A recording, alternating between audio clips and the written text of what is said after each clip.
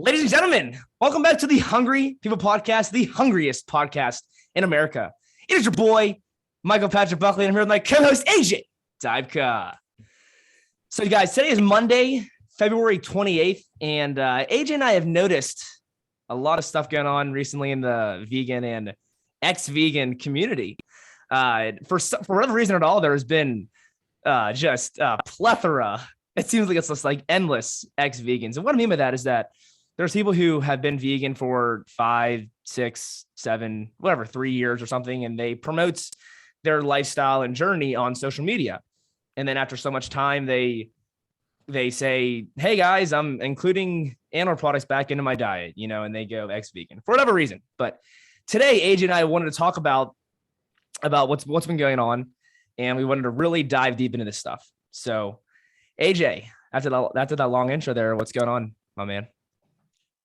I'm doing good, MP. How are you doing? I'm doing awesome, dude. I'm really excited to talk about this. And this is actually like one of the biggest reasons as to why you and I have our podcast together. Like this is like a main accelerator of the podcast. So it's really great to actually get into this kind of stuff. This is like an endless topic. I think we can always come back to it in future episodes, but there's a host and list of reasons as to why, from what I'm seeing, why people are going to meat, back to raw food, back to vegan, all over the place. Right. People aren't always even broadcasting what they're doing. So we're going to dive into a lot of the nuance, a lot of the detail, a lot of the stuff for the beginners to understand, and as well for the people who've been in this field and this community for years and years. And it's going to hopefully shed some light to you, the viewer, so that you can make an informed decision on what's best for you, not just, listening to all the dogma out there. Mm-hmm. So for those of you who are new to the podcast, the mission of Hungry People is to educate, entertain, inspire people to better themselves and enrich the lives of those around them. So this is such an important topic and relates to our mission statement because we want people to follow what's right for them, their intuition. We want them to be nourished.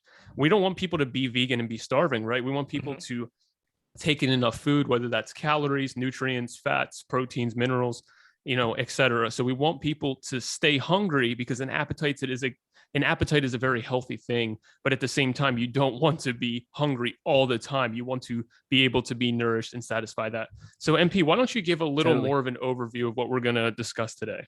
Yeah, for sure. AJ, that was great. Thanks for sharing all that. So, so we're really going to be diving deep into reasons as to why somebody would leave, I guess you could say, a vegan lifestyle, because I think we know that it's not right to call it a vegan diet. Like, yeah, you can say, oh, I'm on a vegan diet. But when you say that, it's almost meaning like at some point in time, your diet's going to come to an end, and it's going to come to an end.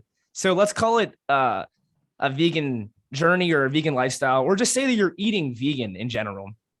We're going to be talking about like people who might have been juice fasting and stuff, or doing a lot of fasting, and maybe that could be a reason why, or maybe they are under eating calories, and that's probably one of the biggest reasons why. Potentially they aren't getting enough sleep, but but they're blaming veganism for all the issues that's going on. I do believe that people will blame the diet when they don't even look at any other factor in their life, which, yes, the diet's a huge factor that goes into all this, but there's also plenty of other factors that go into your health besides just what you're eating. Although people want to sit here and blame veganism for all their health issues, Right. So, but there's a bunch more stuff that we have written down here that we really want to talk about and bring to everyone's attention. So, AJ, just to clarify for the people, sorry about that. No. For the people who are listening, who think that personally, I don't have a bias whether people do eat meat or stay vegan or become raw vegan, because my intention is for people to just feel their best. So if you think out there, if someone who's eating meat is thinking that I'm doing this to try to sway you to believe in what has essentially worked for you, that's not the case. But I still believe that there's a lot of bullshit out there that the meat eaters are saying, then they're calling out the vegans. So I think there's going to be a little bit of pushback. But just know this comes from an unbiased, or the best that I can do, an unbiased perspective, because there is a lot of hogwash. I mean, I think we can all agree that there's a lot of people just screaming at each other, all different things. And let's actually have like a conversation about it, so that whether the people who are eating meat, maybe they eat a little bit less meat, so that's still a good thing overall. Or from some people who are just so stuck in the raw world or the vegan world, where really if they could shift a little bit in some other direction, it might be helpful. So we want to give you guys all the options, have all the knowledge so you can make the decision yourself. Totally. And just to piggyback off what AJ said there, I mean, him and I, like basically all of our friends and all of our family, like no one's vegan, like we're like the only ones who are vegan, who have been vegan for a significant period of time. And I'm over 4 years. AJ, I think you're over 8 or 9, or is it 7? It's 2014 February. Yeah. Yeah. So you're like coming up on 8 years right now. Yeah. February 10th. So I'm over 8 years. Oh yeah. Attaboy. 2 days after my birthday. That's pretty cool. But yeah, so it's not like we have any, like, we don't have any, like hate towards any people at all. Like everyone's human, you like it, you got to do what's best for your body, and you, got to do what hopefully makes you feel good, because if what you're doing now isn't making you feel good, then it's time for a change.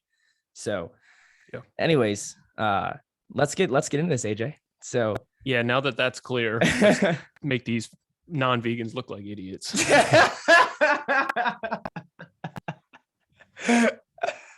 Have to lure them in, like, yeah, we're your friends. No, it's all good. I mean, honestly, I do believe that a lot of people who are ex-vegan, like they have their reasons as to why they're doing it. But even still, I'll see on like Instagram, oh, I was completely under eating for 10 years on a fruitarian diet, and now I'm going to be adding in more animal products. Just like you're saying why you're going ex-vegan, but then like people will blame veganism on that, So let's say I was under eating calories when like really you weren't. I mean, you were, but you can't blame veganism for that, or you can't blame fruitarianism for that, or you can't blame raw veganism. So. Okay, let's start there. Let's start with the calorie thing. I'll set us up a little bit, and then we'll get into your thoughts. Yeah. So essentially, there is a majority of the people, especially in the early stages, are not eating enough calories. Now, I say calories not as a blanket statement, but also like it could also mean nutrients. It's just not getting enough, essentially. Mm-hmm. So whether that is the calories, the nutrients, the minerals, whatever, you could just put that all into like a same category for me. But most of the people, if you can't do vegan diet for a week or a month, or you just feel awful right away, it's probably just because you're not eating enough calories. So you're going from eating cheeseburgers, chicken nuggets, French fries to eating a bowl of quinoa. You're going to not succeed, even though it's a healthy food. Mm-hmm. You're not necessarily going to be able to absorb all the calories that you need to be able to have the output and the energy that you need. So there is that transition phase of like learning how to eat more. Maybe you have to stuff yourself a little bit more. Like I remember when I was doing smoothies, I wasn't doing like 16-ounce smoothie. I was doing like a 64-ounce smoothie. Mm-hmm. So to get more calories and stuff, you're going to have to like widen your palate and food group so that you can fit more foods in. Now, if you've been doing that for 5 years or a long amount of time and it's still not working for you, then yes, I would admit it's probably not a calorie issue. But in those beginning stages, when you're starting out, if you're trying to become vegan or raw vegan, or have more plants in your diet, but you can't seem to shake the fact that you need some animal products, it's probably because you're not eating enough. Mm-hmm. MP. Yeah, no. Great, AJ. And what he was saying too about like eating the burgers and the nuggets, those are extremely calorie dense and filling foods. And then when people transition to a more light vegan diet, or vegan eating, let's say, if we say vegan diet, pardon us, like I said earlier, we want to make sure that we are being correct with our wording, but if we do say vegan diet, pardon us. But vegan eating, plant-based eating, a lot of the foods are less calorie dense. So you might have to eat more to even feel full. And even it's actually really cool to hear Chef AJ talk about how she feels that she wants to have that dense and full feeling from eating the starch. She was eating all the fruit and stuff and being raw, but she's like has all this energy and she feels like super light, but she doesn't feel full. So it's important to feel satisfied and to be content with your meals. Like it's really important. I know a lot of people out there, they'll say no, like, I want to be light. You want to have that empty feeling in your stomach. I mean, yeah, if you want to do you, you know, I do like having that dense, full feeling, especially later in the evening. If I don't necessarily want to go to bed hungry. I definitely want to have that full satisfied feeling. So definitely getting enough calories is really important.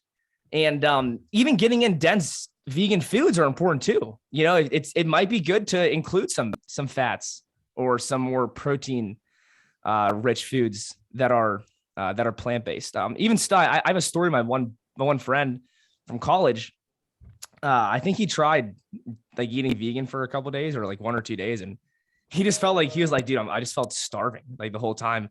But he wasn't eating enough because he didn't know. You know, he had no clue how much he was eating. He just was probably he replaced some of the animal products with, I don't even know, some beans or whatever, and he just clearly was not eating enough. He felt like he said he had low energy and stuff. So I mean, for something like that, it's like, hey, dude, you got to eat a little more. It's not, once again, it's not necessarily a vegan thing. It's not necessarily a plant. It's not a plant issue. It's you're not eating enough issue. So I actually want to add to what you said earlier about the light feeling. So I understand where people are coming from that want the light feeling because maybe they have a past where their digestion was so wrecked that they were always bloated. They were always bogged down. They were always constipated. So they come to more of like the fruit thing, and then all of a sudden their bowels work 3, 5, 10 times a day, and they have that flat stomach and they feel lighter, right? So I understand wanting to like hold on to that a little bit because you finally have freedom from that, from this like this anger in your gut. But I would offer you that the blend of both of those is the answer to be able to have amazing digestion, this iron gut, but to also be able to have that heavy, full stomach you have to feel satisfied when you eat. So if you're eating 1, 2, 3 times a day and you get to at least at one point of the day really have that satisfying meal, it should be satisfying, but the next day it shouldn't bog you down. You should get your digestion to a point where it's healthy enough to handle denser foods. Right. Yeah, and for me, I like having my more full and satisfied feeling towards the end of the day. Even though some people will say to have your biggest meal like for lunch, but I don't know, if I'm like gonna be more active like in the afternoon and stuff, I don't like to have a big meal. You know, I'd rather keep it like medium, like semi light to medium for like breakfast and lunch, and then have a bigger meal for dinner. But that's just kind of how that's most people. Yeah, and it's to me it just kind of makes the most sense. But yeah, so I definitely think that a big reason as to why a lot of people are going ex-vegan is because they aren't eating enough calories. And once again, what like AJ said, is that the main issue? Not necessarily. You know, you'll hear some people who will say, "Oh my gosh, I was eating 3,000 calories, 4,000 calories, and just shoving it in, and it's still like I still feel like crap and stuff." So I mean, it happens. It's out there, but we definitely think that a top reason as to why that's happening is because of the caloric intake. So it's a fundamental issue. Even when we had Rain on the podcast back, what was that episode? How to become a plant-based super athlete. Yeah. He was telling us how, you know, you have 1,000 calories of meat versus 1,000 calories of rice. You might absorb 1,000 calories of meat, but you only might get like 700-800 of the rice. So not only is it more dilute, not only does it have more volume and it's more filling, you get less from it. So we have to keep these things in mind when we're trying to look at this in an objective way. So now for something like that, I guess do you think it'd be important to get in some of like the veggie burgers and maybe some of like the other processed, vegan options that are out there? I know people can make their own veggie burgers and stuff, but I mean, there's if you're like worried about ingredients and making sure it's clean and stuff, like then you can make your own. It's doable. But I mean, there are some veggie burgers out there that I really enjoy and taste good, and I feel good. So, yeah, I just think it depends on your goals, depends on how you react to things. I mean, there's people who write off people who have a wheat allergy, or they say they do, or they're sensitive to gluten. But then there's people who are like, I don't care what other people say, because when I eat it, I'm inflamed for like 3 days. So you really just have to take it with where you're at. If you know you need more calorie dense stuff, you're going to have to learn the ones that that work with your system the best and do your best to work that in. Right. You know, one of the subjects I want to get into during this topic is the fact that most vegetarians and raw vegans and vegans are not fit at all, and they don't do any fitness. Not that you can't be fit, of course you can, but I mean, they leave that part out. They focus so hard on the diet, spend thousands of dollars a month, and they don't move their body at all. I even said this on the episode with Rain as well, coming in here again. When we started to do the bike riding, I felt like my system just started to work better because I was essentially trying to eat my way to health. But really, you got to get your metabolism going. You got to get your blood flowing, your oxygen going, your lymphatic system moving. And that's going to make you to be able to handle and absorb the water and the food even better. And that is a huge thing. If you're under eating, you're probably going to be under, training or not working out. And all these things go hand in hand in how you're going to progress in your health goals. Right. That's a great point, AJ. I do feel like there are a lot of people, especially in the raw vegan community, who are, they'll say they're healing or whatever, but they're just under eating and they don't have enough energy to even want to work out or even have the motivation to want to move their body. So it definitely, it in my opinion, definitely just goes hand in hand, and it's a one way street to. And we both have been there, so we're saying this from experience. Yeah, right. And I can even say, like, just from when I went from being raw vegan to like actually carving up, like really getting the calories in, which it's something I wasn't beforehand, but I do feel like I was just getting more, and it was definitely a different caloric intake and caloric density too, just like with the certain foods that I was eating. But I feel like the more that I was eating, the more that I actually wanted to go out and move my body. So to me, it just that's how it works for me. For other people, they could just feel bogged down and they have no energy, but they also could just not be used to eating that much food, and they they want to be lighter. They feel better that way. But I do think that if you held people's hand a little bit and showed them the different, like when they were going through some of these processes. So like on the days where they're barely eating, you could probably get them to really understand, like, oh, you have no energy because you're not really eating enough. Because then as soon as you give them some food that works as a good fuel source, they'll want to do more. But there are the people who do bog themselves down day after day with large, heavy stuff, and they just have no energy, and they sleep for 14 hours and they still wake up exhausted. And, we have both sides of that spectrum. So everyone keep that in mind, because I don't want you to do what I've done in the mistakes that I've made, where I think that, it's all one way or not, or it doesn't work, So like, there's such a variety and there's such a spectrum to how to address these issues. Some people do need to eat less, in my opinion. Does that mean you should starve yourself? Of course not. But I do think there's people who are just eating ridiculous amounts of unhealthy stuff and they feel terrible. And if they did restrict a little bit in a healthy way, they would have amazing results. Yeah, right. You could take, someone who's in their 50s and they're overweight, and you took meat out of their diet, they're probably going to see amazing results, assuming they're not just eating cake all day, because now all of a sudden they are having some restriction and now they can burn some of that fat off. Now, is that the long-term solution for everyone? Of course not. But I'm just saying that sometimes restriction, in my opinion, is a great thing. Yeah, it's not only restriction too. It's about being disciplined and having a plan. Like if you want to get certain results, like sometimes it is good to have that restriction and leave out certain foods to get you a certain result. It doesn't mean that you can't put those foods back in later, but in order to get somewhere, you might have to get something up. So, well said there, AJ. I just don't want people to feel as though they have to stuff themselves sick all day with healthy food either. Like, I feel you have to have a certain amount of, your own understanding of your own body. You need to make sure you eat enough, but you don't need to just make yourself feel disgusted by what you have to eat. Right.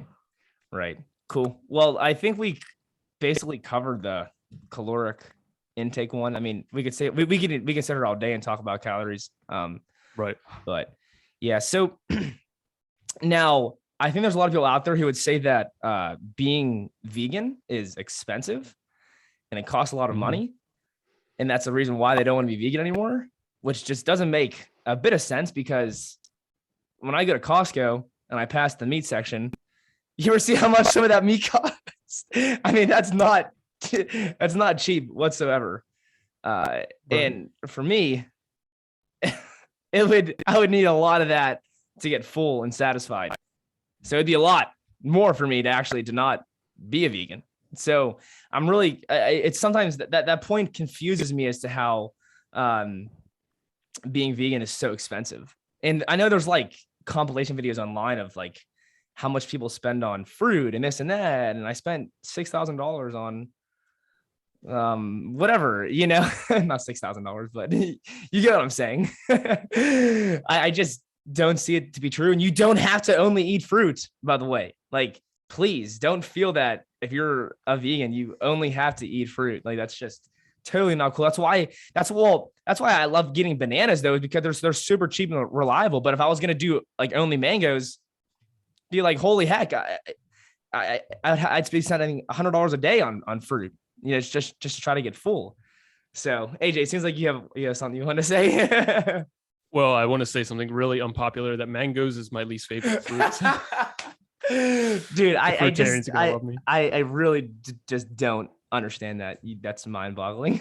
Yeah, moving on. It's so like, not only is it like the sweetest fruit, it's also the most nutrient dense. It's like one of the most nutrient dense fruits too out there. I mean, you could argue that I'd rather have a meal of tomatoes. You could just live on mangoes.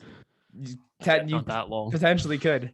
I don't know. I think it's overrated. I think that the reason why it's overrated is because it's such a pain to like. What, to peel the mango? To eat it. It's just annoying. It's so messy. It's so messy. It's expensive. You have to ripen them like bananas. Half the time, they're not good quality unless you're getting like the best quality ever. Like, it's just overall like the biggest pain in the ass fruit. Yeah, it's like if you get a Whole Foods, it's like $5 for a mango, like an organic mango. I'm just like, my gosh. Yeah, and it's like acidic. It's almost, no, it's not, you liar.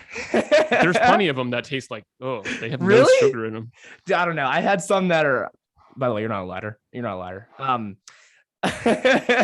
You're a truther. I've had a lot of really good mangoes in my life. I got them right from Costco. Pretty good. Props. I've had Florida mangoes off the tree that were pretty good.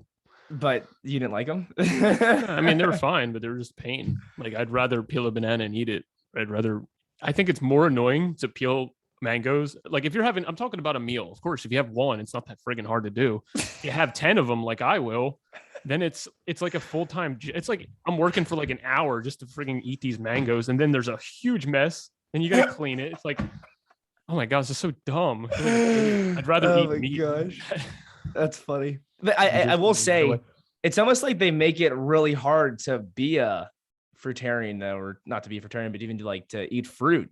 It's like, why do they, like, these mangoes are so expensive? And I understand, like, there's cost to travel and there's in store and all this kind of stuff. I understand that, but I don't know. Anyways, did you have anything you wanted to add on being vegan? Yeah, the expense thing. I think that I'm definitely one of the examples that spends so much money that it's like ridiculous.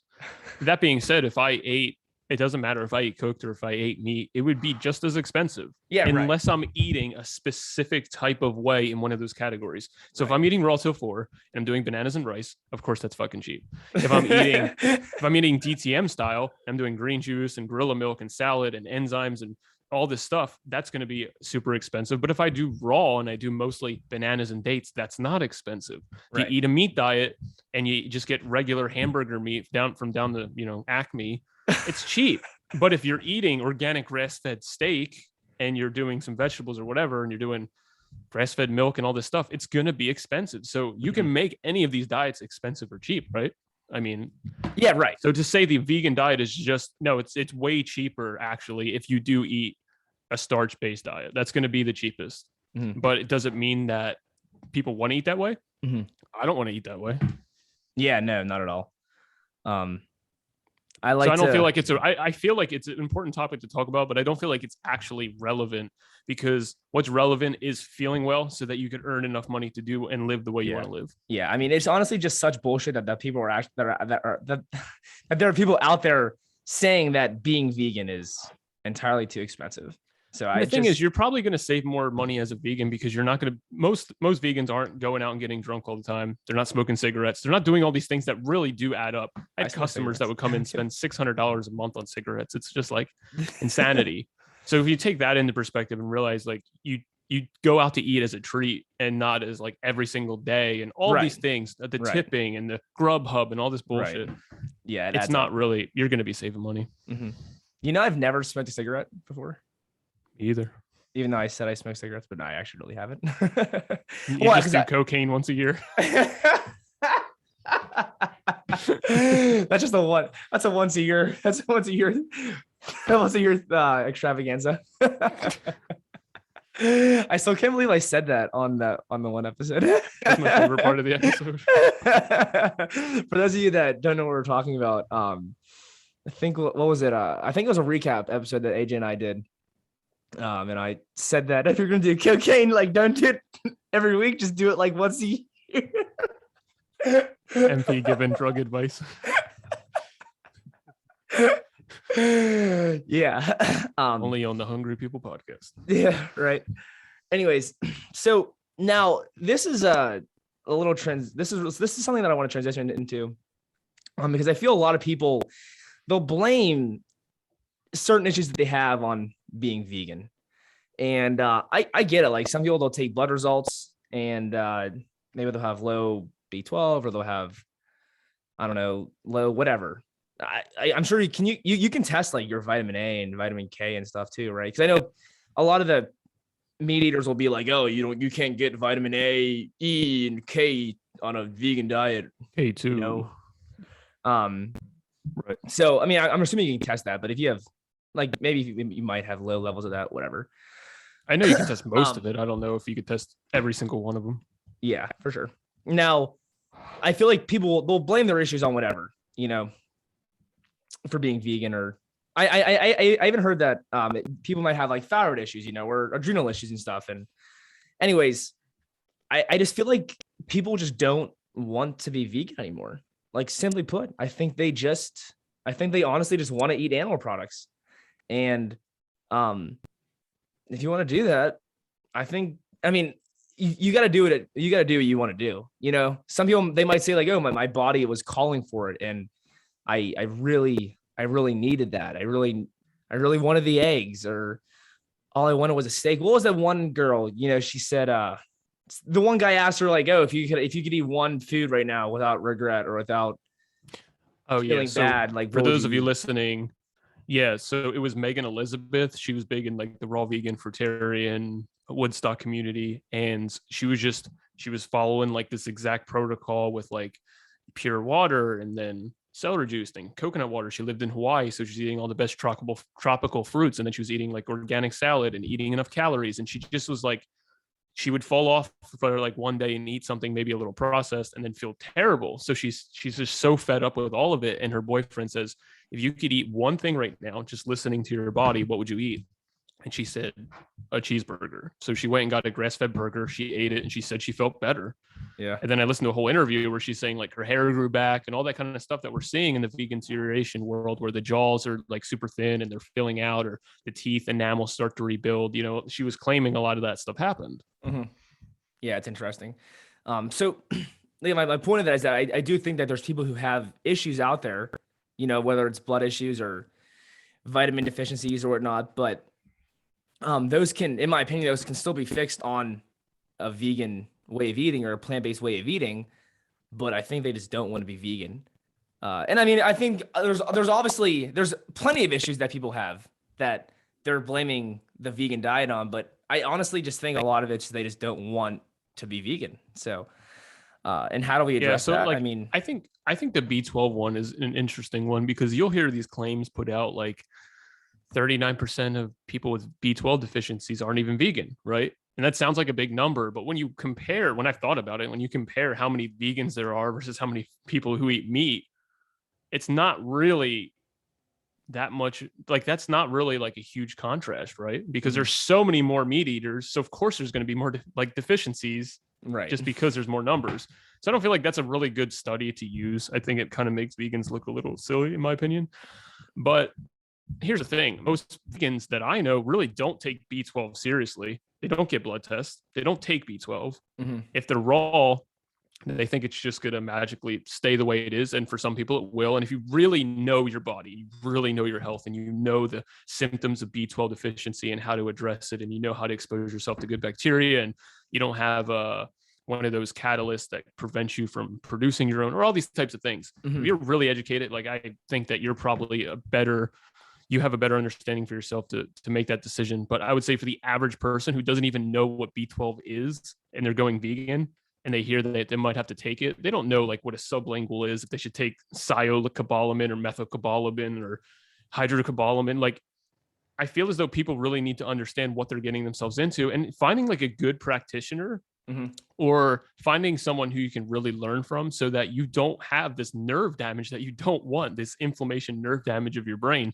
I know Joel Furman would talk about it, how like people don't take DHA or B12 seriously at all. And there are these long-term vegans who they have like no cognitive function as they get there. And when you test their blood, they have no DHA or anything. So wow. I feel as though like these blood tests and stuff, you don't have to do it like all the time, but I think it's important to know where you stand, so at least you can address it in the way that you feel comfortable with. Right. And to my chagrin, Mr. AJ, I haven't had a blood test done in years. Like even when I was not vegan, I still never even had it done. So, well, let me ask you this. If you were super unhealthy and you felt terrible and you thought it was a good idea to get a blood test, would you get it? Yeah, probably. I mean, I would consider it at least. But you feel pretty good, so you probably don't have to worry about it. Yeah, right. But I still think like it'd be good to see my levels of whatever. It definitely will. So it's been about 4 years for me as well. So I should probably get it done. Yeah, it's been about 27 for me. So but I think what keeps people from taking these like using these advantages of knowing where they stand is because then they'll hear like, well, if you get a regular B12 test, then it doesn't show like if it's getting into your muscle, it's just in your blood, free flowing or whatever. So it's like, okay, not only is there a problem with the supplements, there's a problem with the test, there's a problem with the diet. It's becomes so overwhelming and confusing. People don't know where to stand. And I would say that what I would do is find a practitioner that you really, really trust in, that makes you feel comfortable to ask these questions. Because if they don't, and they just write you off, they're not really going to be able to explain it in a way where you feel confident and comfortable. But how do we know really where to get that professional help from a practitioner from? What if someone just has no clue where to go? Is it kind of just like, hey, reach out to anybody? I guess just ask questions, but like, for instance, isn't Joel Furman's clinic in New Jersey? Yep. Yeah. So, I mean, if I'm being honest, I would have no clue unless I guess I could just look it up if I really cared that much. But I wouldn't know if it wasn't for you about that. Right. But even for me in Pittsburgh, like I couldn't just find like a vegan doctor. But I will say I actually know one. But like I'm not just gonna go on the internet. I can't just like type up, oh, vegan doctors in Pittsburgh. Like I don't think that you can like. Well, you probably could do that. No, yeah, but my advice. You know what? Let me see if I can. I just don't think that I'm gonna. Well, here's the thing. Like I don't know if you can even do that. Like do doctors even say like, oh, I'm vegan? Well, I didn't say that they have to be a vegan doctor. I said that doctor that you trust in. Right. I'm actually looking here now. There is vegan nutritionists and dietitians in Pittsburgh. You can find them on there. There's 5 of them, but or 6. I'm specifically saying doctors though. How do you like? Because you want to work. It's like I don't want to say that you want to work with a doctor who's just like agrees with everything you say, because that's not. No. Maybe that's not good. Like it's good to have opposing views and to challenge each other, but you also want to have a doctor that's not being like, hey, you should like, you have to drink milk or you have to eat eggs, like kind of like that, or you have to eat a steak. Well, that's what I mean by they have to talk to you with respect and keep in open dialogue about it, because if they make you feel uncomfortable or unworthy, you're probably not going to go back to them regardless if they have good advice. There needs to be clear communication. I mean, as far as like finding a plant-based doctor, we live in a world where Zoom now is where most appointments happen. So you could literally like have an appointment anywhere in the country, probably even in the world, if you really wanted to via online. That being said, like I don't think you have to have a vegan doctor, but to have someone who is educated on veganism would be good, and not just someone who's educated in the way that's against veganism. Right. But like even though Furman has retired and his clinic is gone, there's a guy, Dr. Benson, up in North Jersey, does all this like really amazing testing that kind of is similar to the Hippocrates Health Institute. Okay. So there's plenty of education and physicians out there. You might have to do a little bit of research, but really just find someone who's not going to talk at you. I don't care. I don't think they have to agree with you, but if you have someone who just talks at you and says, "Oh, you're failing. You must be doing it wrong or something," like that's not the person you want to work with. Right. Yeah, no, that's great. So even for myself, like, fortunately, I do have I know somebody who is a plant-based doctor and is really into the movement. So I actually do plan on getting blood tests through him. If I can do that, it'd be awesome. But I also like, I would not be opposed to even working with someone who is like pro meat and animal products and stuff, like an animal-based diet. Cause like it's like they have the knowledge and they have the research behind what they're doing, and they actually look into the diet first. And I think that's important. I think that a lot of doctors don't do that. They don't look specifically at diet. They just want to prescribe medication. Right. Now, I mean, that's fine. It is what it is. But I do think diet and lifestyle are like, they should be top of the line when looking at your issues. So they should be talked about. There's a stigma out there that doctors, like people in defense of doctors, will say, "Oh, well, they know that their patients aren't going to listen, so they just give them the medication." Well, it's like, no, we still need to let people know their options. For instance, if you tell people, "Hey, there's no way to get off blood pressure medication, your diet has nothing to do with it." To me, that's awful to say that about diabetes and heart disease and like, nope, it's genetic, blah, blah, blah. You might have a predisposition, but that does not mean that you cannot improve, the ability for your body to get healthy again, even if it's lowering the amount of medications. Right. Just improvement. So like, that's what I mean about talking with a physician who speaks to you like you're a human being, like you're equal, and not just doesn't talk at you and throw random stuff, "Hey, you just have to do this," when really they have no idea. Okay, for sure. Now, let me ask you this question to kind of close up this topic here. Now, obviously, like, we can't recommend anything at all, but like for someone who is maybe like considering being ex-vegan, or they are ex-vegan, like, would you say that it'd be best to like talk with a doctor before making the next decision? But like, maybe not even like, once again, like maybe not even a plant-based doctor, but someone who like is in the field of health and nutrition, not just someone prescribing medications. Like, would you think that like that'd be a good idea to do, to see like maybe get their viewpoint on like what you're going through and stuff? I mean, maybe. It's hard to say, just because you might go there and they don't really know how to tell you anything. So it's kind of tricky. I would say that if you're thinking of going ex-vegan, and first come up with the why. If the why is just you're hungry all the time, okay, well, maybe you do need to upgrade the calories. Maybe you do need to expose yourself to some things that would help you have a better metabolism, to eat more, such as exercise. Maybe like the minerals have been huge for me. The green juice has been huge for me, not being scared of fat and protein, just because I've always been like the carb guy, as much carbs as possible. When really, like, hey, some fat and protein is good, especially in the long run, because anyone who's eating any other diet is getting plenty of fat and protein. And yes, some of them are failing, but a lot of people are succeeding as well. Right. You just have to go about it in a way where you're using the visit as a means to get more information to address whatever you have going on. Maybe you have a huge weight issue and you're super heavy. And if you go to the doctor, he's going to be like, yeah, like do low carb and do like tons of meat. Like, that doesn't sound good to me, but that's probably the most recommended thing ever. So yeah, because there are a lot of low carb doctors out there. Yeah.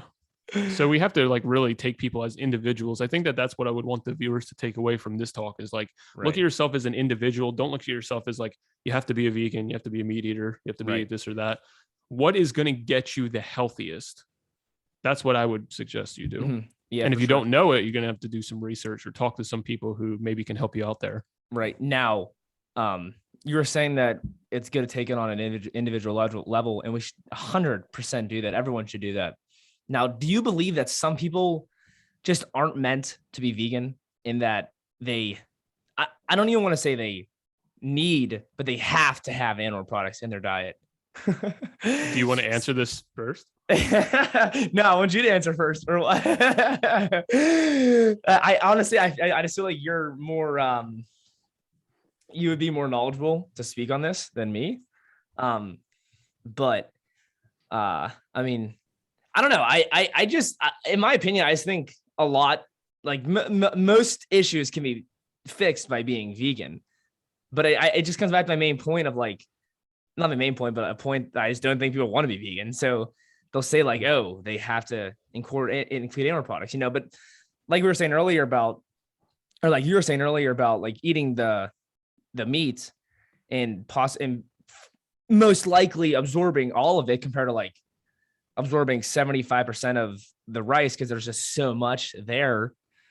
And maybe these people do need a source of nutrition that they can absorb much easier and better. And then it's also like you could do more tofu, or you could do some of the vegan meat products and stuff. Like you could say that they would absorb that better than other foods. But then there's people out there who'd be like, no, I don't want to do that. Like, look at the ingredient list, like, oh, I'd rather just eat the steak. It's one ingredient, steak. It's so much healthier for you. Like, I just think the one ingredient bullshit is just a myth, in my opinion. So anyways, if you want to, yeah. So to quote Dr. John McDougall, he says that meat is, the standard American diet is a problem of overnourishment. So a lot of people will say like we're overnourished, we're underfed, or whatever it is, the order. But basically, like that's the thing. Meat is very nourishing, but can be overnourishing for a lot of individuals, such as like so much saturated fat, so much cholesterol. So if you have weight problems, if you have all these problems, that nutrition can add to the burden. So as far as like, is there anyone out there who could not be vegan? I think of Jordan Peterson and what he talks about with desired outcome. Do you want to live with an ideal goal that you can't live up to, or do you want the optimum outcome that's at your fingertips? So like for me, my ideal would be like having the purest food, being super nourished, being in the lowest stress environment ever, having perfect sleep every night, all these things. But I don't think that I'm going to be able to get to my desired outcome by doing that, because I'm going to like cut everyone out of my life, right. focus only on my like career. So I have Right. enough money to like do all that and have the time. So as far as like, is there people who can't be vegan? I think there is some people. I think there's some people who really have a hard time with certain things. So I do think that a percentage, but it's a much smaller percentage than most people would think. So maybe I can't even give you a real number, maybe like 1 or 2%, like just specialty cases. But then if we look at the broader topic at hand, which is more important than worrying about if some people can or can't, is okay, you have these kids who are like 12 or 13 who have super fast metabolisms, who are picky as hell, who don't, when they do eat these other plant foods, they just don't get enough nourishment. Now we can like sit there and think about how we're going to like trick them into it, or we're going to, mix it with something they like and like sneak it to them. But if they actually just were able to eat the meat, I do think they'd have a better outcome, because they're going to absorb more of that. They don't have to eat these huge volumes of food. So I do, like, for me, if I had kids, I would be worried to not have them vegan, not because it can't work. I do believe it can, but just it might be problematic. And I think the kid's health comes first. And when I've heard Dr. Doug Lisle talk about this subject, he says up until like 15, 16, it really doesn't matter unless your kids are like super obese. It's not like having a cheeseburger when they're 13 is going to destroy their health. This is an accumulation. Meat is an accumulation problem. Yeah. Right. But if you have deficiencies as a young person, you're going to have a lot more challenges in life, because you might not develop all the way. So it's really this cost benefit analysis of like, if you took out like someone who's 27 or 30, if you took out meat and you just, said make meat work, they might not know how to, even though I think it's totally possible. Right. And they could be way more healthier. I think sometimes it's problematic in the way of the education, the understanding, the convenience. Right. That's more of the problem, not whether people can make it work or not. Because I think most people can. Nice, dude. Awesome, AJ. Yeah, I think like if you really want it bad enough, I think you can definitely make it work. But I think you'll still hear that there's people who like, oh, I was vegan for the animals and I was so into it, and 8 years later I needed something, or I felt off, so I had to add animal products.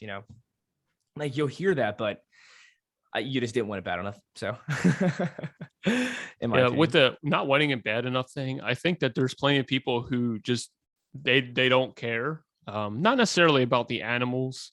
I think there's plenty of people that did care about the animals, but the cost benefit became, do I get to, if I feel better, or if I feel like I'm not starving all the time, that to them is worth it. And I feel as though we can always, I was just reading this Ultra book, and it was about how we can always justify things in our favor, even if we know they're wrong. Right. So like if you've seen someone drop money, but you couldn't catch up to them, instead of returning it to the store they came out of and saying like, oh, that person dropped money. It's like, well, I tried to go after them, so I might as well just keep it because I'm not, we can always work in these scenarios where, or like cheating in a sport or whatever it is. Yeah. So I don't know. I think that as far as wanting it goes, I think wanting to be vegan, in my opinion, is the wrong way to look at it. I think people should want to be healthy. And if you really believe veganism is the answer and the way to be healthy, I think that you should work at that and commit to it. But if you don't believe it and you're only doing it because other people are telling you, I don't think that that's the healthy approach. Yeah, totally. And I don't like take back what I said. Like, I do believe that if you want it bad enough, that like you'll get there, you'll do what it takes to get the results. But I mean, obviously if you want it bad enough, but you're feeling like shit, then you might need to make a change. If you don't feel good, you might need to make a change. If you're really not getting the results you want, then you might be going to make a change. And this is a super important topic that I wanted to touch on for a really long time, which is, let's say you were someone who's vegan and you feel like crap and you're like, I eat some animal products, I feel better. I really want to be vegan, but I just feel better when I do that. And like you're saying, if you want that and you're going to commit and work at that, I don't understand why the vegans shame the meat eaters for going back to meat and saying they were never vegan. They attack them, they call them names, they defame them, because they could always come back to eating that way. And maybe they need to see that it doesn't work out to really know for sure, like, or they want to make it work. They just don't know how yet. So instead of like making people feel bad about trying something, it may never made any sense to me. Right. Because I think that a lot of people, more than you're seeing, because you're always seeing the highlights of people going back to meat, I think there's plenty of people that go back to veganism after trying that for a little while, but you don't hear about that, right? Yeah. Because you're going to have more inflammation. You're going to not have as good a digestion, in my opinion, in my experience. Because before I was vegan, I did try to do more of like the meat, the grass-fed butter and all this stuff. I was constipated as hell, and I felt like starved. I felt way more starving on meat than I did on carbs. Yeah. I never felt satisfied. I could eat like 3 steaks and be like, oh my God, I'm starving. Like I never got that satisfaction that comes along with carbohydrates. Yeah, dude, if I only, I said this before, but if I only ate meat, I'd eat like 7,000 calories because I wouldn't feel full. I would just keep eating it over and over and over and over again. I would have to have a starch with it to feel satisfied. Yeah, right. I don't get satisfied on it. People will say that's because you have to like adjust and all this stuff. But here's the thing. The people saying you need to adjust and eat just meat for friggin' 2 months are the same people who shame the vegans for saying, hey, you need to adjust your microbiome. Yeah, right. Yeah, right. It's all hypocrisy. It's all silly to me. Yeah. That's why I think it's all a joke. Yeah, totally. Now we're not mentioning any names on here whatsoever. Like we're not but like, we can. No, I'm just kidding. Yeah, this is who we've seen. No. But there was someone that I've seen on the internet, on social media, who said like now they're like supplementing meat into their diet. So they're doing it like once a week, and it's just like, it's always interesting seeing how people go back to eating meat, but it's also interesting seeing vegans who are like really into the vegan activism. And like, I'm not kidding. Dude, like some stuff I've seen on that is like it's so bad. And not that it's bad, but it's like it's kind of. What do you mean? I honestly, I don't even want to say it because I feel like bad saying it, but it's almost like there's people out there who like want to harm other people for eating animals. Which like I can understand that, because if you actually go to a factory farm and you see what happens there, I mean, it is horrific. And I haven't been to a factory farm. I've seen videos. I can't even watch the videos. It's horrible. It's horrible. And there's like 0.015%, maybe even less than that, of the world who actually kills. That's just a made up statistic, by the way, who actually kills their animals and eats it, but like not many people are killing their own animals and eating it. And I mean, just in my opinion, at least. Once again, I don't have a stat on that. I don't have a study on that at all. I mean, it's definitely true. People don't kill their own animals. What's up? Most people aren't killing. Yeah, no, that's what I'm saying. Let's even say 1% that people do, which they probably don't. But it's just not like we have millions of people in these cities. Where are the animals in these cities? Like, do you have just goats in your backyard in the middle of New York City? So, but yeah, it's just really interesting seeing like the hardcore vegan activists, and then like the people who are like going back eating meat and stuff.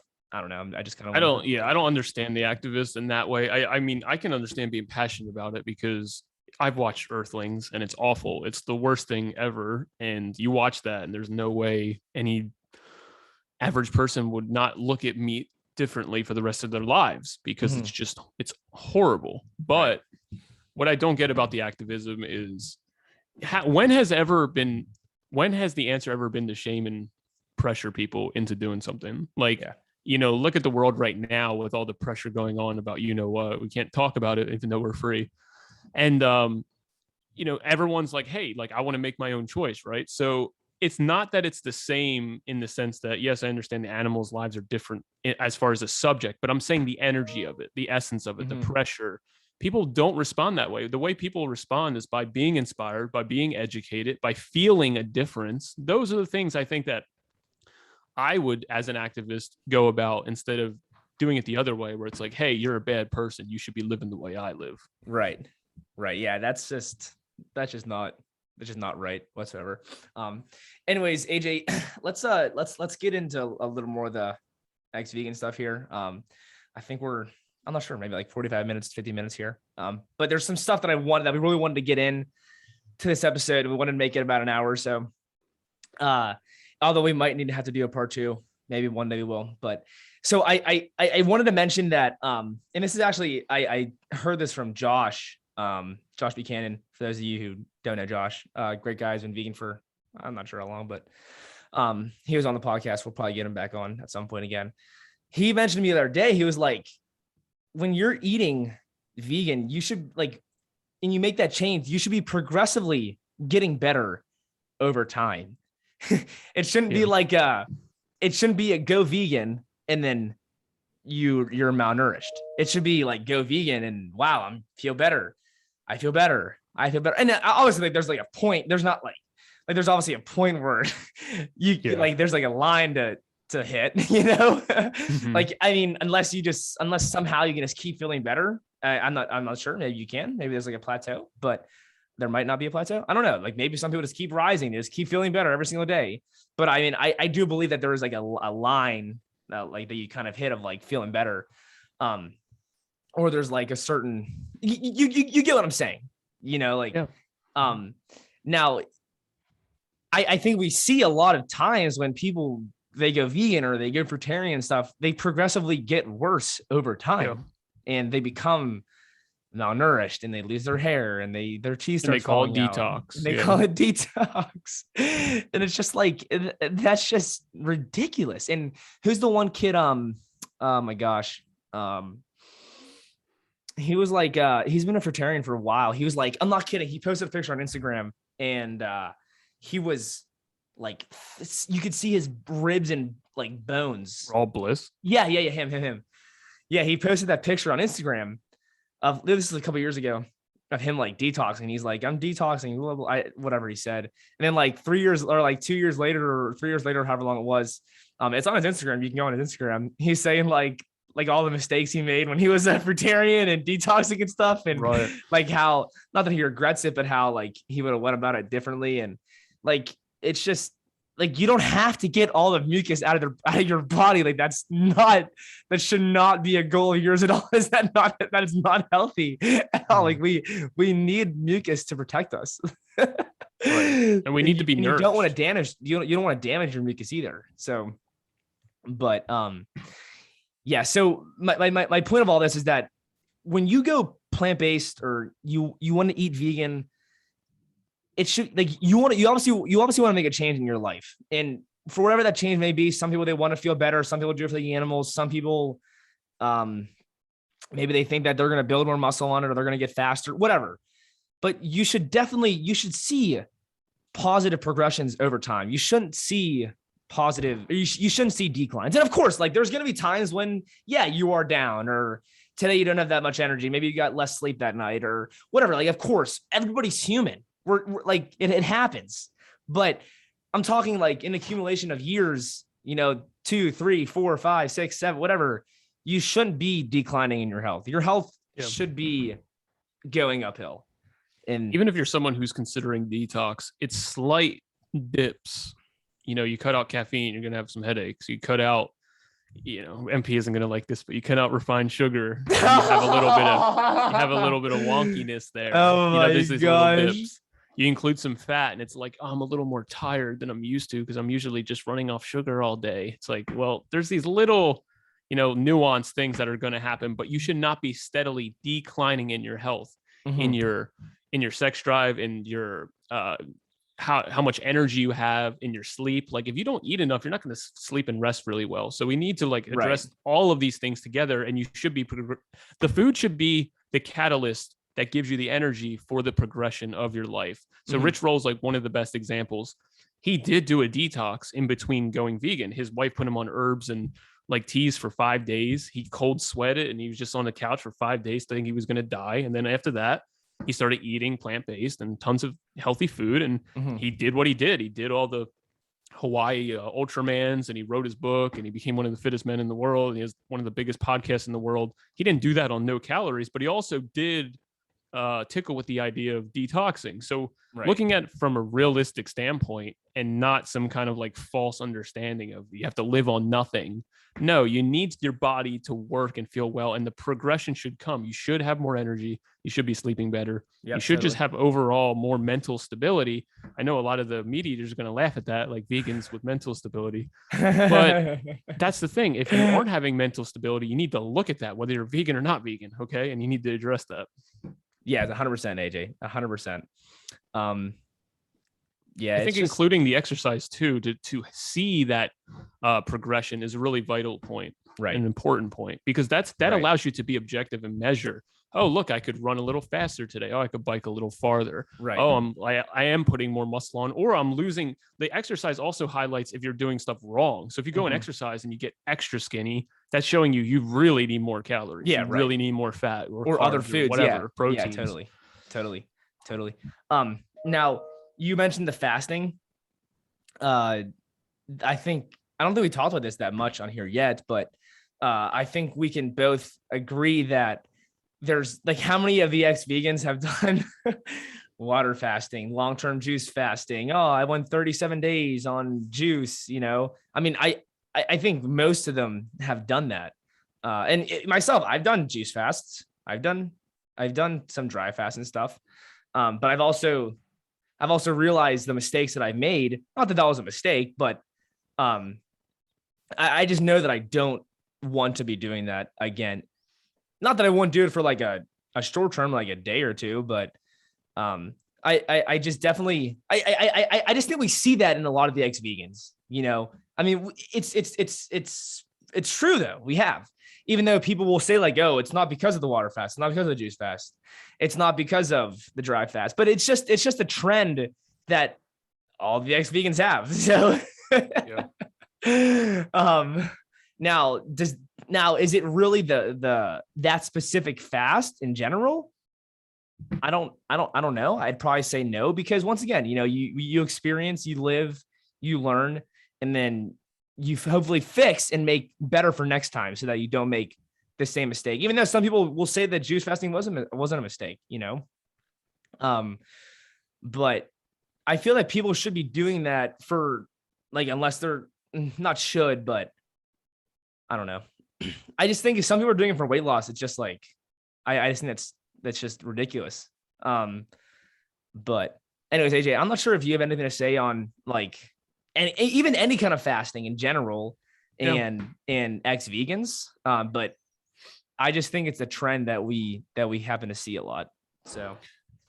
Yeah. First, I want to say there are people who hugely benefit from even water fasting, which is more the extreme, such as Josh Buchanan. Yeah, he did his, right. and it really helped fix whatever kind of gut issue is having. So it's Right. not like a one-to-one. Like if you do water fasting or juice fasting, you're gonna have problems. But we need to highlight the fact that there is a lot of people who are going to juice fast and stuff, and they are having not that great results, and then they are going back and forth. Okay, whether that is because they're super emotional, because they have messed up microbiomes. That's all stuff we can get into. Right. But I think that what I want to do for the audience out there is also back up the camera for 1 second and acknowledge that people are probably going to the juice fasting because they're already at the end stages of trying to make so many other dietary habits work. And what I mean is, someone might have started off whole food plant-based because they were having health issues. Maybe they saw some good results, but then they started not feeling so good. So they started doing raw, and they started doing fruitarian. Then they did juicing. It's not always like they're progressing, so they keep stepping it up. A lot of people just don't feel well, and they're like, well, maybe the juice fast will help me in my attempt to stay on plants and stay vegan. So I don't think it's necessarily like, oh, this person feels a 20 out of 10. They feel so amazing, but so they're going to do a juice fast. That does happen, but plenty of people are doing it because they're just trying to get better. So I think that that's a good point to make, but we also have plenty of people who are super healthy, normal individuals who hop on a huge juice fast, right? And then their microbiomes are changed and they don't know how to refeed because it's one of the most difficult things I've ever experienced. And then the most calorie absorbable dense thing is meat. And it's really easy to try to, eat that versus fit a bunch of fiber and water into you. Right. So there's a lot of challenges that come along with juice feasting. I feel like for the people who benefit from it, they're the loudest voices in that community. And they're always just going to see it as, hey, it worked for me. It's going to work for everybody. I think that's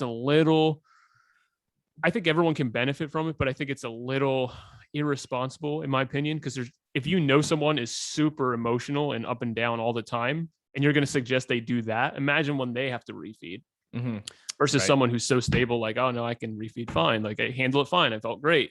Well, look at all the people who didn't. I mean, it's endless testimonials of people who feel as though juice fasting destroyed their gut. It made them, maybe it exposed something and maybe exposed some genetic weakness or whatever, but really they probably would have been better off if they never did it in the first place. So I think it is important to take a lot of this stuff with a grain of salt.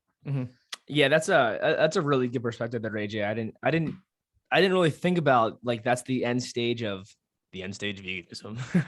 No, but like I didn't see it as that being an end stage. I kind of, for whatever reason, I saw it as like a beginning stage for people. Like for me, it was kind of it wasn't presented that way. It's presented that way. Yeah, right. So I think that was a good point. Thank you. Let's talk about one more subject, which is about this topic, which is the shame that comes along with leaving veganism. Because I feel as though there's people like using that end stage as an example, like hanging on and wanting it because they've been touting it for so long, because they're going to look dumb if they've been saying for years vegan is the best and then they don't have good results, right? They're going to feel dumb. And then also like the fact that they've been kind of shaming people or talking down to people, and then the fact that they go back and they have to go and eat that. There's a lot of emotional instability there that comes along with that. And I feel as though that is my point of kind of shaming others. You're not going to really understand where they're coming from until you've been there. But what I don't like is when people flip back to eating meat and then they become more of a jackass. They become after more the of fact. And now they're like, the Illuminati has made us not want to eat meat this whole time, but they were saying the same thing when they were vegan. Yeah. It sounds so immature. It's the worst diet ever. It sounds so immature. Killing you. Yeah. I don't know. Yeah, no, they're shame from both sides. They're shame from the vegans who are still vegan commenting on the ex-vegans, but then there's also shame where the ex-vegans are saying that eating plants is the worst and that you can't get certain vitamins and minerals from plants, and that you really should be eating meat, especially for your health and all this kind of stuff. So yeah, the shame's sad. And I haven't really seen that much recently. If anything, I've just seen people being like way more quiet about going ex-vegan, and they just kind of like put it in their story, or they just don't say anything in general and whatnot. Whereas like the past, like when I don't know, like a year ago or even a year and a half ago, for all of you who like went ex-vegan, they were like making posts on Instagram, like I'm next vegan. This is like when they say what Yeah. happened and 600 people comment. It's like People like the attention. yeah. So once again, it's like people who come to veganism and they share their journey and they talk about it. They talk about all the benefits and stuff, and they go through that. I think it's right. I think it's fair, and I think it's right for them to make an Instagram post and whatnot, even though they're going to get some kickback from a lot of people, but they're also going to get some a lot of positive responses too. So, yeah, AJ. Why don't we talk about the convenience factor? I feel as though, like, even though in today's world, it's more convenient than ever to be vegan, at the same time, it's still not like you saying people don't want to be vegan. I think that one of the biggest reasons is just because going to a restaurant and being able to just order something and not have to worry about all the little details is a big part of that. Or like your family makes something, and it's like, oh, I can't eat that because I'm vegan. I feel like I feel like that's the most relative point to what you said about people not wanting to be vegan. Yeah. Not because they want animals to suffer, but more just like it is inconvenient. Yeah, it 100% is inconvenient. And like you said, I mean, today, and the next day, the day after, it actually gets easier and easier and easier to be vegan. Right. But at the same time, it's also still extremely inconvenient, especially when, you have a lot of family and friends that aren't vegan, and they're always like making, they're like going around you. Okay. Hey, MP, can you eat here? Oh, AJ, can you eat here? Is this good for you? Is this fine? It's fine. It's tough. It really is tough. I think we have to ask ourselves as individuals. I went to a restaurant bar with some friends. This was probably last year, and there wasn't one thing on the menu that was vegan. And in my head, I'm like, it's probably a lot healthier for me to eat a cheeseburger right now. I would feel so much like I would be hanging out with the guys. I would have a root beer with it. It would be a great time. Yeah, it's not necessarily the healthiest thing ever, but it wouldn't like kill me. But then, I started to ask myself, where mentally is the healthiest position to be in? Yeah. Because it's like, it felt like shit just sitting there not eating. Like that didn't feel healthy. I felt undercarved. I had to go out afterwards late, drive and eat late. And it's like, was all of that actually healthy? Right. And I think that it's not about vegan or not vegan. It's about being realistic in what, if that happens once a year, it's not a big deal. But I'm just saying, if this happens in your everyday life and you're someone who's vegan, either like you need to be better prepared. You need to be better. Like, you need to know your purpose of why you're doing it. You need to have good results so that you feel at least good while you're doing it. Right. So if you're someone who you don't feel that good and it's inconvenient and it's like you're missing out, I could see why you go back. But if you really want it, like MP said, you just have to work out some of those minor details. Mm-hmm. Totally. And you got to be way more conscientious. You got to be, more than anything, you got to be open to experience. Yeah, that's for sure. And agreeable. Yeah, totally. Awesome, AJ. Well, I have one more. I mean, there's plenty of more reasons why people go ex-vegan, but I just have one more that we can close it up here. And if you want to speak on that and say anything else, I just think not enough diversity in the diet is a big one. Not enough fat, maybe not enough protein. Some people go way too high carb, go way too little fat, and it's almost like they just forget that there's other needs of the body, other macronutrients of the body for the body. Mm-hmm. Now it's maybe not even that though. It could be like maybe you are eating high carb, but maybe you're not eating enough greens, or maybe you're only eating like one vegetable. And it's like, hey, you can have other vegetables. You can go out and look into them and stuff. Like I like to keep I've been just doing like a lot of broccoli, tomatoes, onions, romaine lettuce. Like I've been really keeping it simple. Like you can definitely do that, but a lot of oxalates, but like if you what my point is though is that you don't have to just only eat one vegetable or one this, one that. Like you can go out and you can do other foods. It's good to get that diversity into your diet. I know a lot of the gut health doctors, they'll talk about like building that gut bacteria with the other foods too, so that your body is used to that, and that your gut becomes much stronger and healthier. So that's why like it's definitely good to get that diversity in. But there's just people out there who they want to promote like, oh, I'm only eating one food, I'm only eating this, I'm only doing that, I'm doing bananas for 17 days, or I only eat mangoes for breakfast. It's just like, it's just all that restriction is just, once again, a one-way street to becoming an ex-vegan. So it's like, the more restrictions that you put on yourself for being a vegan, the more likely you're not going to be a vegan anymore. And I think we would see that a lot of the long-term vegans are like the junk food vegans, Yeah. even if they're not the quote unquote healthiest. They're But like, they're still eating enough food. yeah, Which is right. A huge They're component. still getting it enough. And if you want to be vegan, then cool. But yeah, I just think diversity is huge. And it's not like you have to have 7,000 plants in a day. Like you can keep it cool and have your meals, but I don't know, once a week, twice a week, you want to get some other good nutrient dense foods in there. It's awesome. So that's my final diversity. We need the diversity for a good, healthy microbiome.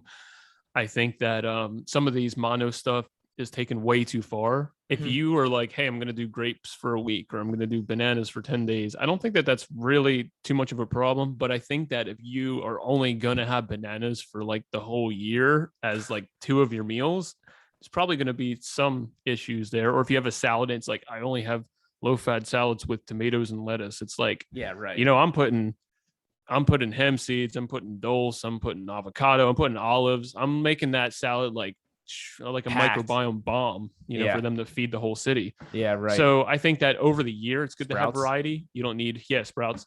You don't need variety like every single day with every meal. Yeah, right. Sometimes it's great to keep it simple if you feel that way, if you feel good that way. Right. But I think like only, like you said, only having mangoes for breakfast. Like that's where we get a little too much. Like if you have a smoothie with berries and bananas, that's not a bad thing, right? Yeah. And Yeah. you have right. some other stuff in there. I put coconut yogurt in there, or spinach, or dates, Right. or whatever. Making sure you enjoy the food, you feel satisfied, and you do have a range of foods. Yeah. Our boy Jay Lynn, can't wait to have him on the podcast. Yeah, he does baby. just have the same smoothie 3 times a day, every day, and dude is fit and he's a boxer. He looks great. And the thing is, his smoothies have a calorie source. They have the bananas, but then they also have like micronutrients from the berries and stuff. He does have a greens powder in there, and he has protein powder. So he does have like a macronutrient good ratio of what you would need. But if he just did bananas, I don't think he would have that good results. Yeah, to be have honest, the same results. like yeah. The devil is in the details. We need to get the simple stuff, is the foundational stuff that we all need to make sure we get. But then we need to focus on some minor details to optimize our results. Dude, I don't know how Jalen does that. Hey, dude, if you feel good, you can do anything. So I get it. No, yeah. I get it too. It's just like, I just want other foods sometimes, So, dude, he really does do like the same smoothie every day for 3 times a day, right? Yeah. Oh, that kid is awesome, dude. I need to try it. What an inspiration. I want to try it. Like try his smoothie. Yeah, right. It is funny because like even when I was a raw vegan, I was just so restrictive. I was like, no, I can't do that. Oh, I can't do a powder. Oh, I can't do soy milk. Oh, I can't do this. I have to have it so pure and perfect. And dude, it's just a destination to fail, dude. Like you just can't live your life like that, in my opinion. It's just way too hard. The problem is, it's not just meat. I think that people are getting healthier as a result of including it. Yeah, you're going to have those one-offs like Bobby's Perspective, who eats mostly just meat and he gets what he says is better results. And I think that he does look better than when he was being strict vegan. He looked pretty good though. He looked pretty good, but I think he does. I think he does look better. I think his face looks fuller and stuff. But that's not my point. My point is there is people like Bobby who are like the one-off people who are just going to eat meat or raw meat or liver or whatever. But then you have what people are actually, the reason people are actually getting healthier, in my opinion, is because when they go back to eating meat, they actually do eat sandwiches. They do eat pasta with meat sauce. They do eat like more food, more calories, like a more normal person, because they're not just eating meat all day long, right? Yeah, they're actually eating food. They're eating enough food. And that, I think, is more of the takeaway than just meat. I mean, if you took a fruitarian who's failing and their gut could handle, including some vegan sandwiches and some, vegan pancakes and whatever, they're probably going to have somewhat better results because now they just have enough food. Yeah, right. And I feel as though that's what we're seeing with people going back to meat. They're actually going out to dinner with their family and eating like, a steak, but they're having a potato and vegetables instead of just having like lettuce and tomatoes. Totally. So it's more than just the meat. Yeah, 100%. 100%. It's no one's actually going back and just eating meat. Yeah, except for right. those rare people. It's the accumulation of it all, and the rare people don't come very often. I don't know why people still like. There's no way that people think that bacon's healthy, right? Like, there's like, to me, that's where the meat eaters lose a lot of credit. I can see the eggs, I can see the steak really helping if you're malnourished and all that kind of stuff, and if you're underweight. I just want to make that distinction. If you're overweight, you need more plants. You need to drop that body fat. Yeah, right. Healthier. Drop your blood pressure. Drop those high sugar. Drop the cholesterol. Get healthier. Get fitter. But if you're someone who's malnourished and you're really struggling with plants, maybe it's good to include some vegan protein, or maybe you should entertain the idea of like seeing a certain type of doctor, or maybe eating meat. Like, I'm not against it, but that's more of the avenue. The people who are like losing hair, losing fingernails, teeth are falling out, they could probably benefit from some meat. But if you're someone who's like super, super overweight and you think your meat's going to solve your problem, bacon's going to be good for you, come on, people. We need to look at this like adults. Yeah, totally. Awesome, dude. The reason for heart disease isn't oatmeal. I don't know how people are buying into this bullshit. The reason for heart disease isn't sugar either. Sugar's poison. I wanted to make one more statement too on like the diversity stuff. Like, I know there's people out there who maybe they feel better only eating, like having simpler meals and only eating like one food at a time. And if you do that, it's awesome. That's great. Cool for you. I just think that getting that diversity in the diet is huge. And it's only, in my opinion, it's only going to benefit you. It's not going to hurt at all. Yeah. So you don't want to have weak digestion to where you can only handle one thing. Yeah. You want to make sure you have the ability to handle more foods. 100%, dude. Cool. And that's part of that decline that we were talking about, where people get so clean or just so narrow in what they eat that they can't handle anything anymore. You need to be able to have that cleansing time if that's what you want to do, but you need to be able to be nourished as well. Right. And you should be able to eat a salad with tons of fat and greens, and it shouldn't sit like a brick in your stomach. You should be able to take from that and, whatever. 100%, dude. 100%, man. Well done. Cool. Well, anyways, that's all I have. AJ, I do want to say that just to like conclude here, even though I said all I have, just to conclude here, this episode was obviously about ex-vegans and a lot of reasons why people go ex-vegan. Caloric intake, they're not eating enough. Lack of fitness. A lot of people don't move their body because they don't eat enough and they don't have enough energy to move their body. There's a lack of professional help out there. There's a lack of maybe going to a doctor and seeing what they have to say, or even just getting other perspectives and opinions on what to eat. Over time, you should be feeling better on a plant-based way of eating, not feeling worse. There's a lack of diversity in the diet.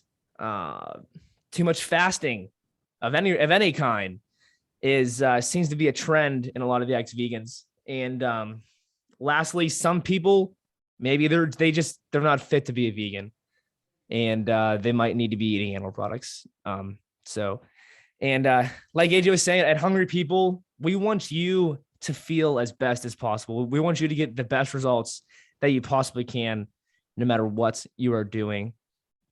And if it is in the case of eating animal products, then it's tough, but it is what it is. And you got to do what's best for you, though. So obviously, we want to see you stay on your vegan journey and you keep at it and be healthy and be a beast and ride bike and go swimming and do pull-ups and do marathons and stuff like that and be flourishing and have tons of energy. But hey, we totally understand and we get it. So that's all I have, AJ. Yeah, for the ex-vegans or people entertaining that, I would say that if you do go ex-vegan, realize that you can go back to veganism. So maybe don't make some kind of big show out of it, because you can just come back. There's no harm in that. Just like we weren't vegan to begin with, we can always come back to eating more plants or eating a plant-based diet. So don't feel too down about that, obviously. And I want to encourage people to look at health as like from a broader perspective. Do you feel energized when you wake up? And if not, figure out why you're not sleeping well enough. Why is that? Is it because you're not nourished? Why is that? Is it because your gut sucks? Why is that? How do we get your gut stronger? How do we improve your digestion? How do we improve your stress levels? Stress levels play a factor in all of this, right? So, making sure that you're nourished and rested and hydrated and fit, these are all going to make any diet work way better for you. Totally. Okay. So if you're going back to denser foods and animal products, you start working out for the first time, you're probably going to credit that to only the animal products. Right. When really we need to be a little more truthful, I think, in the way that we communicate, because a lot of people are just confused out there. So let's talk about this. Let's get this subject going. I think that you guys leaving some comments down below about some questions we could always answer in the future, or we can address down there as well. Yeah. And just keep in mind that health is the goal, not some kind of ideology. That's my view of it. I think that there's plenty of amazing, unbelievable examples of veganism in athletes. And, I just read this ultra book and there's so many vegans in it. And there is a lot of truth in it, a lot of truth to not being bogged down by all the fat and cholesterol. But of course, there's special cases, and there's a lot of cases there. Maybe, there's more nuance or there's more details to go about that. But anyway, guys, I hope you enjoyed this. I want you to make sure that you eat enough today, MP. Yeah, definitely eat enough, and leave some comments below on maybe other issues you've seen with people going ex-vegan and ways to fix this. We want to build a strong community here, and we want to ensure that we are staying on the right page for our own bodies and our own self, and that our mental state is at its highest capacity. So anyways, that's all I have for you today. This is MP and AJ from the Hungry People Podcast. Stay up, be great, and always keep it 100, baby. Stay hungry.